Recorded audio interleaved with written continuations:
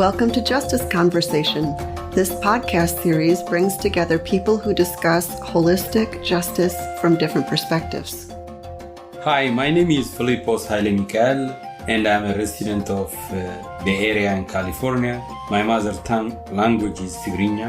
Most of my perspective I share on this project will come from the Tigrinya culture and the norms where I grew up.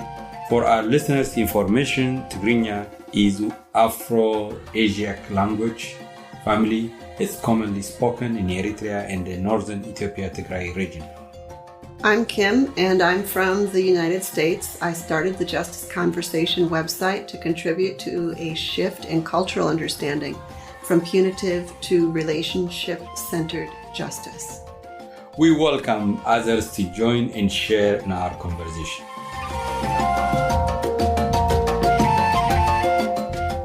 In this episode, we'll be talking about how interdependence relates to justice.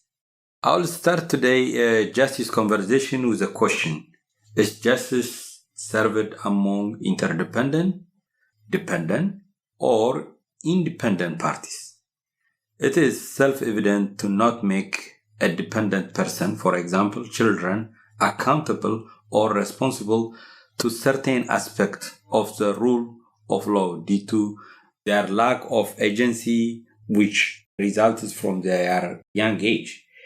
Independence is based on the idea that you do have agency. In other words, the ability to make your own decision and take your own actions. So from this perspective, consequence should be born because you have that agency. But I question what it means to be independent. And I have a difficulty seeing it in reality. When I look at what is happening in ordinary life, I witness interdependence more than independence. What is it that you see in reality that tells you this? On the idea of independence, the picture that comes to my mind is I'm not dependent. I'm not vulnerable. I don't need anyone. I can stand on my own. And my need for the other is zero or almost zero. On the other hand, the picture that comes to my mind is when I hear the idea of interdependence is I am dependent on you as you depend on me. I have a certain vulnerability and so do you.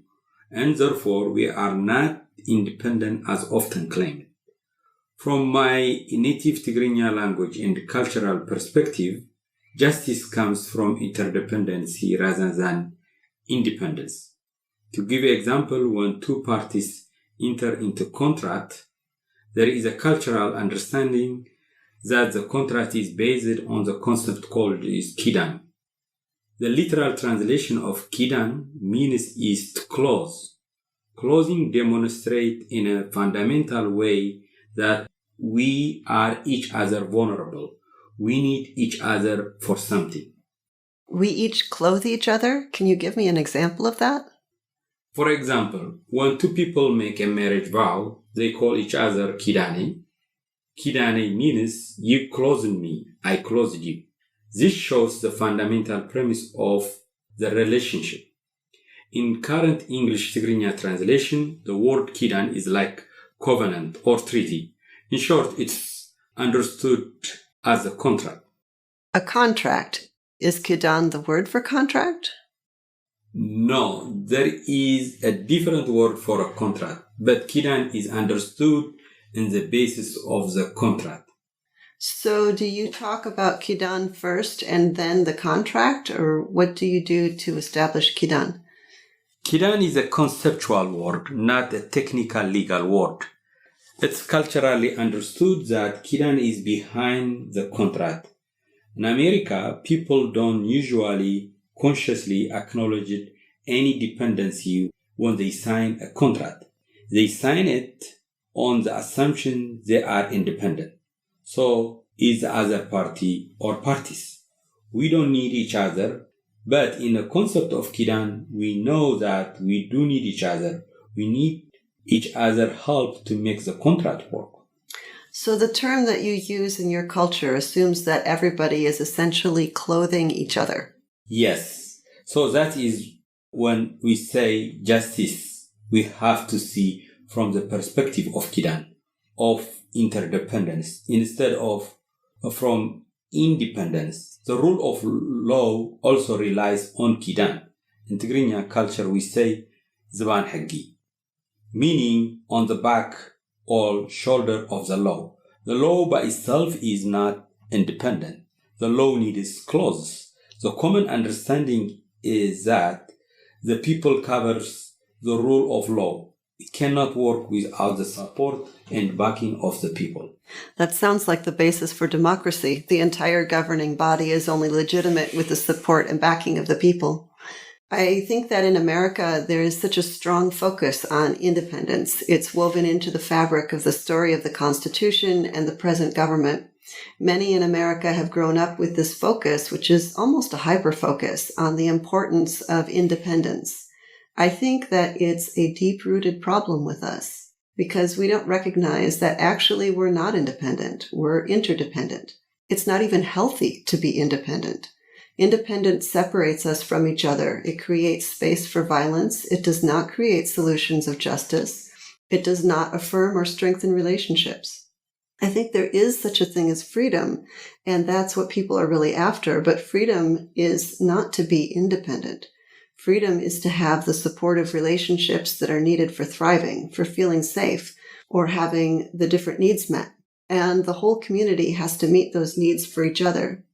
Family members, friends, social and organizational groups, even municipalities provide interdependent support, like building roads or having a fire department. We live interdependently every day. We couldn't get through a week without doing so. I don't think we could even get through a day without doing so. And yet people keep telling themselves this falsehood that they are or should be independent. They are not and should not be independent. I think in order to have freedom, people also need to be able to be seen for who they really are. To guard freedom is to make a space for people to be safe, even when vulnerable. And I think that this ability to be vulnerable safely leads to the ability to be creative. Maybe that is what freedom really comes down to, creativity. Because if you can think and dream and then act out what you come up with without being held back by your own fears or harm being put upon you by others, then you are free. It takes more than one person to nurture that. Freedom relies on interdependence. The idea of independence, from my perspective, has been misplaced. We have to see ourselves as a whole, and at the same time being also a part of another whole. So, too, in this process of justice is based on relationship. The interdependent parties are at the same time whole and part of each other and opening each other. In nutshells, what I'm trying to say is justice is a result of interdependence, not independence. There's a legal scholar named Peter Gable whose work I'm familiar with. One thing he wrote that struck me is that in the United States, our laws and constitution are written to protect the individual from other individuals. That's what we say are rights. And even what we call human rights are still based on this. Fundamentally, we think in terms of protecting the one from the other as independent entities, not about how to bring relationships into wholeness. Peter tries to shift the thinking of those working in legal fields, such as law professors, judges, practicing lawyers, and others, to figure out how to change our approach to justice to one that seeks more connective, relationship-based community wholeness. It's probably not going to happen in our lifetime, but there are a number of people who can see it. I don't know how you get it all shifted over, because it is such a foundational difference in legal and social thought. So, what you are saying is justice should not be measured on the perspective of independence or protecting the individual. It should protect the interdependence, correct? Yes, it should support both the individual and the interdependent relationships. Yeah, so if you see in the debate during pandemic about wearing mask, one side says, I am independent. I can choose whether I wear a mask or I don't wear a mask. You cannot force me, I'm independent. leave me alone. The other side says you can make others sick. We live on this planet together, this country together, this city together. Let's protect each other. Let's not forget we are interdependent on each other. I think that this is an area where people's understanding of justice needs to shift, and there needs to be a critical mass that understands differently in order for that shift to happen. Because right now, many people do associate individuality and independence with justice. And most people are not thinking about relationship in terms of justice. But like I said, I think the awareness is already growing. There's so many people working on restorative justice, on truth and reconciliation. This way of thinking is being used more and more. You brought up the mask issue, and I wanted to bring up another event that relates to interdependence and independence that has happened in the past year. I'm thinking about the school shooting in Uvalde, Texas. The 18-year-old gunman was supposed to have been graduating that week. He dropped out of school and was not living with his mom anymore because of difficulties that she was having. I read that his father had not been present in his life. So he was living with his grandparents. The news report said that he had no known mental health issues. He easily purchased the weapons he used to attack the school children. I find it interesting that they say he had no mental health issues, when it seems like clearly there was a struggle there. If he couldn't stay in school, if the family relationships were broken, there seems to be a failing of adults in his community to understand interdependence. And his community is no different from most communities in the country in this respect. Those who have upheld independence and feel that they need guns to protect their independence upheld his ability to purchase assault rifles easily. They are not paying enough attention to interdependence, that the safety of our citizens is based on how we ensure people's needs are met, including fundamental relationships and needs. He had to have been hurting to have done this. And so this, to me, shows the dangers of focusing on independence and ignoring interdependence. Yeah, I agree with your point. That requires hard work to see the whole person's life, the whole upbringing, the whole relationship. So it's easy for us as bystanders to put every burden on one individual person. This person carry a gun and kill people. So let's call him the person responsible. But for how long can we do that? In the past 20 years, those shootings have happened continuously. There is no clear legal way to stop it. The people have the right to bear arms, and there are many scholars and many advocates are trying to change the laws to have a better gun regulation. How about we see this from the interdependence perspective? Why does somebody want to carry a gun to protect himself or herself? It's like we see each other as a broken family. We see each other as a threat. If we see each other as a threat, of course, you are going to try to protect yourself from the other. What if we shift thinking, my neighbor is my collaborator, my neighbor is my coworker for a greater good? Even changing laws, taking guns out of people's hand, it's not enough if we are to see interdependence as the core operating value. This gun issue would be less dangerous and costly for society in large. I need to think about that. Is a change in societal perspective to an understanding of interdependence enough to change the situation with gun violence in our country? Making that shift in perspective creates a focus on relationship and how we keep relationships healthy. Is that sufficient to counter the gun violence? Yeah, I see. The fundamentals of gun violence is based on the mentality of independence, of protecting myself from threat of the other.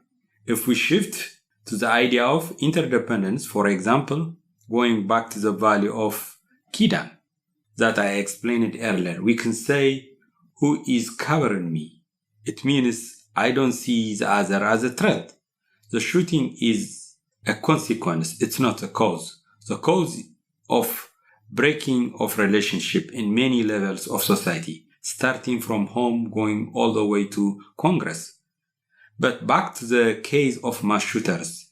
If a person believes those around them are going to take care of them, and also their own contribution are valued, probably they wouldn't feel they need to carry a gun.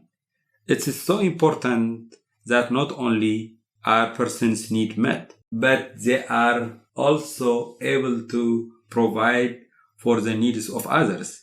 This exchange allows people to develop something together. It requires a lot of interdependence and connectivity in relationship to develop something. If you don't have that, how are you going to do anything? I was just thinking, what would it look like if we had an Interdependence Day instead of an Independence Day? How would that be? What will be the colors? What would be the symbols? Maybe it would be clothing. Maybe it would be ways of blending colors. I don't know. That's something creative to think about. That's really a nice statement. Nice statement for closing of the podcast. Thank you for the conversation. Thank you too. We'll talk again soon. This podcast has been produced by Philippos Helmichael and Kim Vander Heiden for the Justice Conversation Project, all rights reserved. We encourage sharing this information in educational setting for the purpose having more conversation about justice, love, and unlocking our interrelationship with each other. Join us for more podcasts on justiceconversation.com.